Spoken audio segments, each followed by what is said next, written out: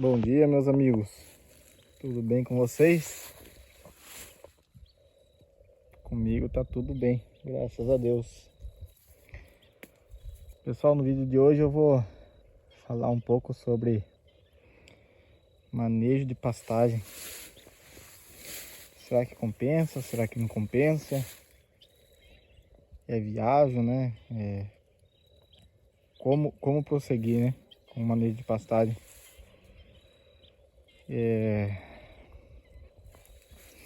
Vou dar minha opinião técnica como produtor de leite.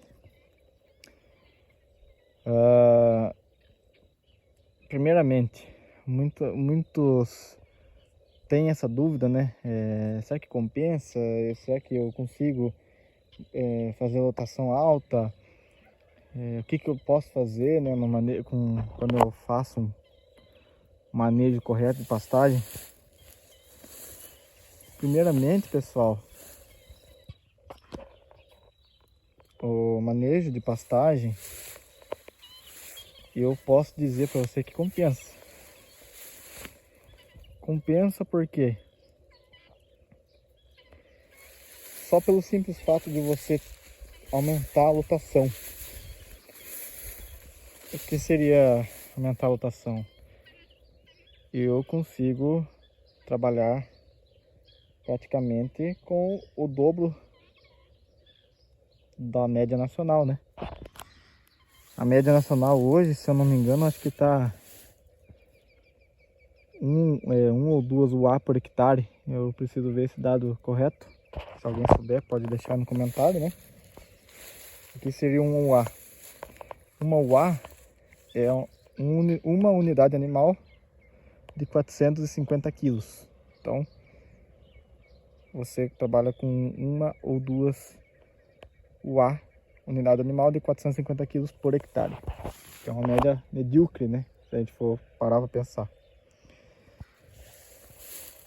E com o manejo correto, com adubação, a gente consegue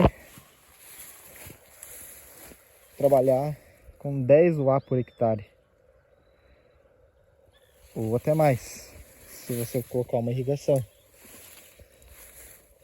Maurício, mas eu consigo essa lotação o ano inteiro? Não, pessoal. Aí que tá. Eu vou falar sobre os prós e sobre os contras do manejo rotacionado.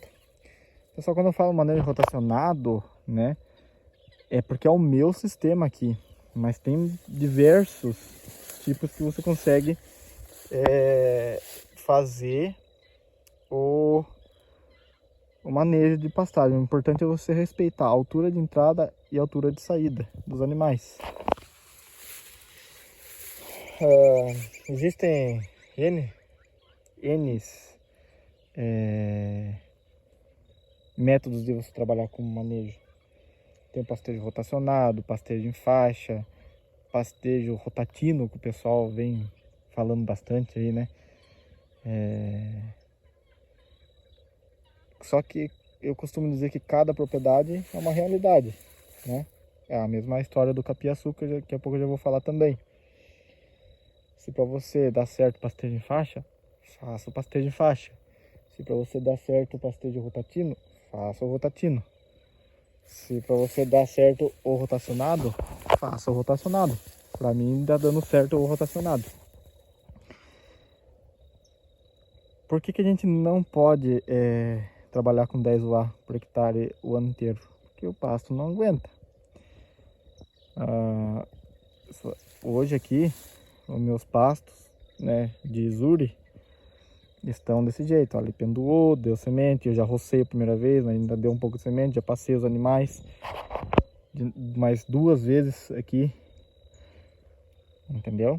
Só que com a lotação mais baixa. Esse piquete meu aqui, ó, não é um piquete pequeno. São 20 piquetes de 400 metros quadrados. Desculpa, são 20 piquetes de 200 metros quadrados. Então, sim, são pequenos. E o porquê que eu tenho que respeitar a altura, pessoal? A planta, quando você respeita a altura de entrada e de saída,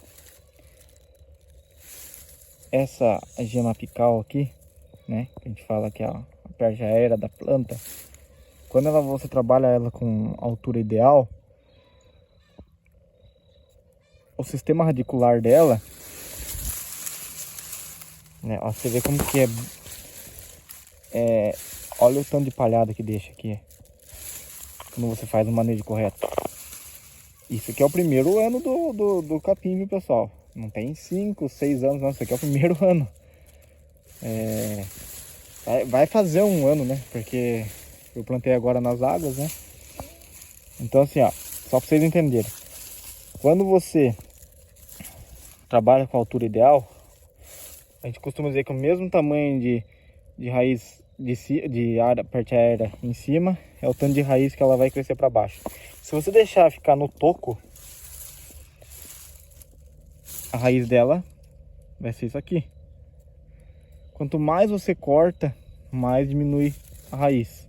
Porque a planta entende que ela vai morrer. Então, o que acontece? Ela vai tirar toda a força dela para ela tentar sobreviver da raiz. Eu estou explicando de um jeito mais grosseiro, pessoal. Mais grosseiro assim, temos que todos possam entender, né? Eu não vou ficar falando tecnicamente aqui porque não é o intuito. Então, assim, quando você trabalha com a altura de pastagem ideal, você tem a vida longa do pasto. Aí você não tem que ficar a cada 2 anos reformando o pasto, né? Outra coisa, não deixar sementear capim. Sementear capim é a pior coisa que o produtor pode fazer. No manejo. Por quê? A planta também entende que vai morrer e acaba tirando toda a energia da raiz, mandando para a semente. E aí você acaba que não tendo uma vida útil grande dos pastos. Eu conheço produtores que tem Mombaça, para você ter uma ideia, há mais de 30 anos já. Tanzânia, que é um capim que muito se falou no começo, quando foi feito, né? Era tipo um paredão da vida, sabe? E aí ele deu aquela doença, que agora eu não vou lembrar o nome, se eu não me engano é morte súbita do Tanzânia, não. É uma doença agora que eu não vou lembrar o nome, que acabou que meio que extinguindo o Tanzânia do mercado, né? Ainda tem produtores aqui na minha região ainda que tem Tanzânia, porque souberam fazer o manejo.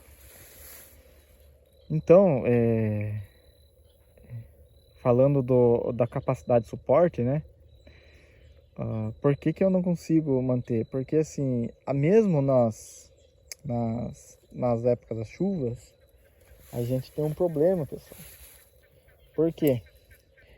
Eu não vou falar para vocês, contar uma historinha de conto de fadas, né? Porque não é. Mesmo na época das chuvas, a gente tem seus desafios, né?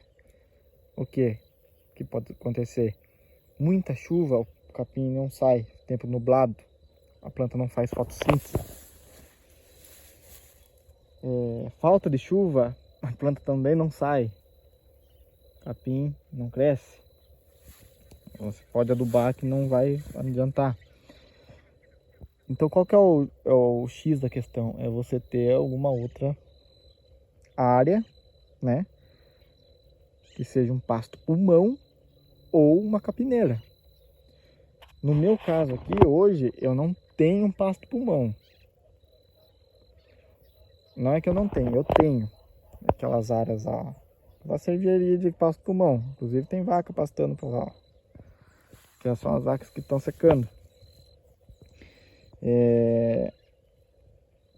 Então, assim, quando você tem um pasto pulmão, ou uma capineira, você consegue trabalhar com o pastejo rotacionado sem comprometer a pastagem. Porque se dá uma semana muito longa de chuva, ou uma semana, 15, 20 dias de sol extremo, e o pasto não está saindo, você diminui um pouco a capacidade, a lotação, e leva os animais um pouco mais o coxo, né? Seria a silagem, você complementaria, né? Não que você levaria totalmente, mas você complementaria essa falta de pastagem. Por isso eu falo do capiaçu. Capiaçu é uma excelente alternativa para quem trabalha com piquete rotacionado. Dá mais mão de obra? Dá mais mão de obra. Mas você tem o volume de comida, que é o que a gente bate na tecla. Beleza, pessoal? É mais ou menos isso que eu queria passar para vocês, né? Esse vídeo. Falando sobre a verdade do pastejo rotacionado. É excelente, é viável, te traz benefícios, mas você tem que saber trabalhar. E saber que não é mil maravilhas. Você pode ter suas dificuldades. Pode não, você vai ter suas dificuldades com o pasto. E acaba que não... Se você não tiver um planejamento bem feito, você tem prejuízo. Beleza? Pessoal, para quem não é inscrito no canal, espero que se inscreva aí, deixa o joinha. Eu tenho uma parceria com o canal Grandes Negócios em Pequenas Propriedades. Se quem não é do canal dele, do Diego, procure aí no YouTube Grandes Negócios em Pequenas Propriedades. Se inscreva lá, né, também. E a gente tem um quadro, toda quarta-feira a gente solta uns vídeos, né? Pergunte ao agrônomo. Se você tiver alguma dúvida, às vezes tem vergonha, né, de fazer aqui no meu canal, você pode estar fazendo lá no canal do Diego. Se vocês preferirem não exporem o nome, a gente não vai expor, né? A gente só vai responder as perguntas, que às vezes a dúvida de um é a dúvida de muitos, né? Beleza, meus amigos? Então é isso. Espero que vocês tenham entendido um pouco sobre o piquete rotacionado. E façam o melhor que vocês podem fazer, pessoal. Eu costumo dizer que da porteira para dentro é a gente que faz. Da porteira para fora a gente não tem controle, né? Que é preço de leite, preço de insumo. Mas da porteira para dentro a gente consegue trabalhar corretamente. Tá tendo lucro na atividade. Beleza? Um forte abraço e até mais.